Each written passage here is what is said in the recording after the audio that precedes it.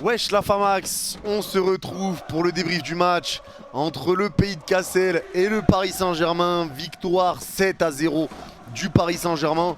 Alors tout d'abord, comme d'habitude les mecs, vous avez l'habitude, un grand merci à toutes les personnes qui ont été présentes sur le live. On a commenté le match ensemble, on a vécu le match ensemble, donc un grand merci à toutes les personnes qui l'ont vécu avec nous. Vraiment vous êtes des cracks, un grand merci à vous les gars.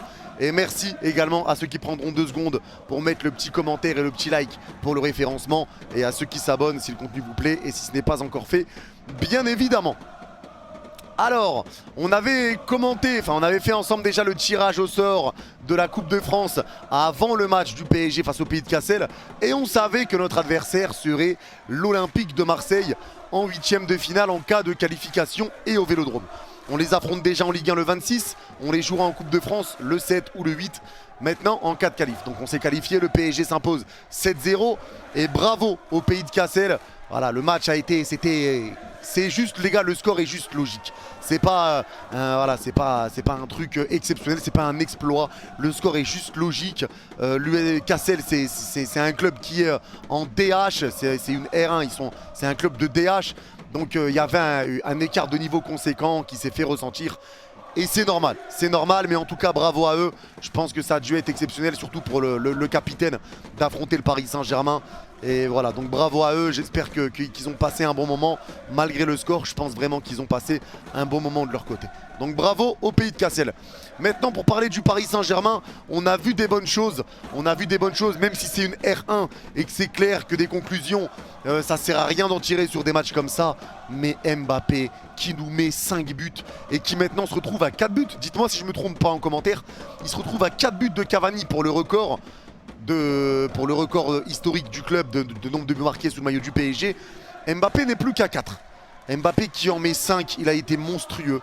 Kylian a été incroyable, même si le début de match pour toute l'équipe a été compliqué. À la 28e minute, on n'a frappé qu'une fois. À la 28e, et on arrive quand même à revenir à la pause avec un 4-0 à la mi-temps. On a mis 4 buts en 15 minutes. Ça a été exceptionnel, mais Mbappé a été juste grotesque. Il s'est régalé, l'écart de niveau s'est fait ressentir encore plus sur un joueur du talent d'Mbappé. Il a mis 5 buts et une passe décisive sur 7 buts. Il a été exceptionnel. Kiki, pète-moi le Kiki, t'es incroyable, il a été exceptionnel. Et Kitike, déception, je l'ai trouvé mauvais aujourd'hui. Et Kitike a vraiment pas été bon dans ses prises de balles, dans ses passes et même dans sa disponibilité. Je l'ai pas trouvé fou. Maintenant voilà, encore une fois, c'est pas pour moi, Ekitike n'est pas un joueur qui deviendra titulaire indiscutable au PSG, c'est plus un joueur qui est là pour faire respirer les autres, mais pas un joueur qui sera en devenir un titulaire au PSG, j'y crois pas une seconde. Après s'il y en a qui y croient les gars, la libre à vous. Neymar, je l'ai trouvé, ça va, je l'ai trouvé bon, j'ai pas envie de dire exceptionnel. Il a marqué son but, il a mis 2 passes D si je me trompe pas, je crois c'est un but et 2 passes D pour Neymar. Il a fait son match tranquillement, il a été numéro 10, il a distribué des bons ballons, il en a distribué des moins bons. Mais voilà, il faisait les efforts, il n'a pas été égoïste, même quand il avait des occasions pour frapper, il cherchait la solution. La passe décisive qu'il fait sur Carlos Soler, la passe qu'il donne à Mbappé, elle est exceptionnelle. Et Neymar a fait un bon match, il a fait un très bon match même. Neymar a été bon, on avait une crainte au niveau des blessures, il est sorti un moment au niveau du genou, on avait même peur pour sa cheville avec ce qui se dit ces derniers temps. Mais voilà, Neymar a fait son match, il a été bon, encore une fois, c'est contre une R1, donc tirer des conclusions, c'est pas non plus la meilleure des solutions. Mais voilà, on analyse quand même ce match, malgré la grande différence d'écart. Soler, malgré son but et sa passe D pour Mbappé est sensationnelle. Et malgré son but, tu lui enlèves ça, il est invisible. Il est transparent, je l'ai trouvé très mauvais. Encore une fois, pareil dans ses prises de balles, dans ses choix, bref, je l'ai trouvé très mauvais Soler encore une fois. Dites-moi si vous êtes d'accord, pour moi il y a 2 flops dans l'équipe, c'est Ekitike et Soler. Pour moi, Soler a vraiment pas été bon. Après, il met son but, il met sa passe D qui est très belle pour Mbappé. Bon, ça fait pas oublier tout ce qui s'est passé. Mais voilà, de toute façon, pareil, Soler pour moi n'est pas un joueur qui sera un titulaire un jour au Paris Saint-Germain. C'est pareil, c'est pour faire souffler. Renato Sanchez, je l'ai trouvé exceptionnel contre Al Nasser. Il a été encore très bon aujourd'hui. Très bon, j'espère que ça va continuer. qu'il va pas se reblesser, etc. Parce qu'on le sait, Renato, quand il est en forme, dans de bonnes conditions et pas blessé, il est exceptionnel. On l'a vu avec Lille, là on le voit aussi avec le PSG, il commence à avoir un bon petit niveau. J'espère que ça va continuer. On va voir ce que ça va donner au mois de février avec les échéances qui arrivent. Les matchs, le double match contre Marseille, le match contre le Bayern, le match contre Lille, le match contre Monaco. On a un mois de février qui va être pour les hommes, clairement. Un mois de février qui va être pour les hommes. Et il va falloir être au rendez-vous hein, parce qu'on se déplace aussi 2 fois au Vélodrome qu'on va transformer en Vélodrame. Comme à chaque fois qu'on se déplace là-bas, plus de 10 ans qu'ils nous ont pas battus chez eux, comme plus de 10 ans qu'ils n'ont pas gagné un trophée, c'est pitre.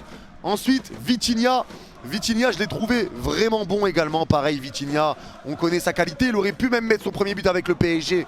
Ça a été sauvé sur la ligne. Vitinha, toujours pareil, un distributeur. Il vient un petit peu récupérer les ballons également. Il vient bien couvrir.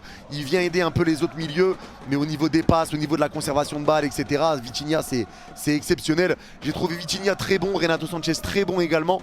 Donc ça fait plaisir de les voir jouer comme ça. Même si encore une fois, c'est une R1. C'est facile de tirer des conclusions dans des matchs comme ça. Mais voilà, c'est une analyse sur ce match. Ils ont été encore très bons. Mendes, on l'a vu, quand il est là, c'est exceptionnel. Ça passe pour Mbappé, il est exceptionnel. Mendes est vraiment très bon sur son côté. Il fait beaucoup de différence. Il est très rapide, il est agile, il est technique. Donc forcément, ça amène beaucoup de bonnes choses. Ça amène beaucoup de bonnes choses. Donc voilà, Mendes, son retour fait du bien. Même si vous savez que j'aime beaucoup Bernat, ces derniers temps c'était pas ouf.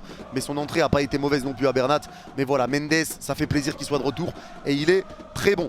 Ramos a fait son match. Il n'y a pas eu énormément de danger côté parisien. Ramos a fait son match. Il n'y a pas eu grande souffrance. Ramos a été présent. Danilo, je l'ai trouvé exceptionnel par contre, encore une fois. Danilo très bon. Et pour moi, je le répète encore une fois, Danilo doit être titulaire indiscutable dans cette défense parisienne.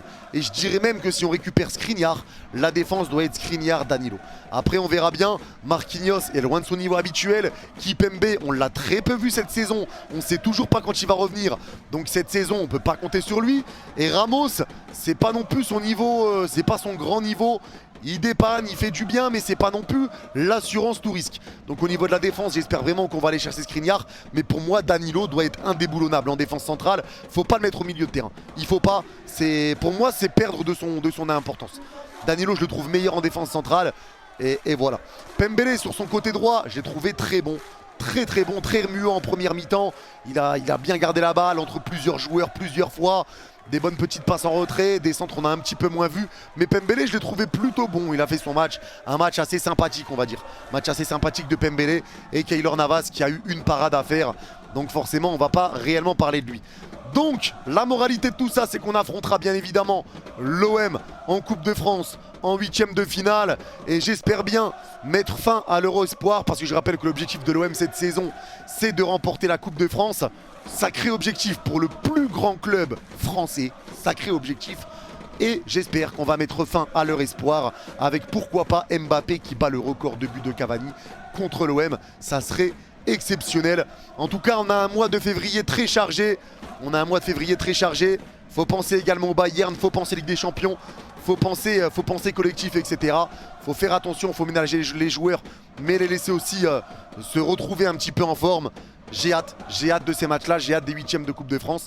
Je le commenterai peut-être avec Mohamed Eni sur Winamax. Je commente le match de Ligue 1 le 26 février au MPSG avec lui sur Winamax. Et peut-être celui-là également, on verra bien, je vous tiendrai au courant de toute façon. En tout cas, n'hésitez pas à me dire vous ce que vous avez pensé du match. Encore bravo au PSG, j'avais pronostiqué 7-0, il y a eu 7-0. Bravo au PSG, bravo au Pays de Cassel. Hâte de retrouver le PSG du coup. On se retrouvera nous en live mercredi à 20h15 pour Barcelone Real Sociedad et jeudi à 20h pour Real Madrid Atlético Madrid. Et le prochain match du PSG c'est dimanche contre Reims, match à 20h45, live à 19h45. Je compte sur vous. N'oubliez pas le like, l'abonnement et le commentaire pour le référencement. Vous êtes des goths, prenez soin de vous. Bye bye et allez Paris.